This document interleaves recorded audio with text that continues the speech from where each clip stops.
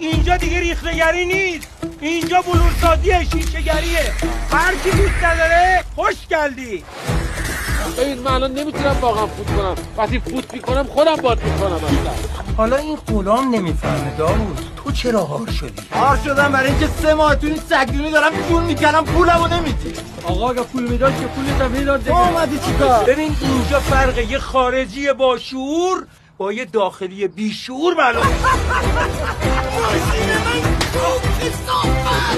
من نمیخوام توضیح بدی چیکار کردی؟ کتکمون که زدن، اخراجمون که کردن، هر کاری که دوست داشتن کردن، حیثیتمون هم بردن، چطوری پگر نباشم؟ ولی خدا با ما فقط با ما یه خود شوخی داره. سریال عجل معلق در فیلم نت، کارگردان عادل تبریزی، تهیه کننده سید ابراهیم آمریان.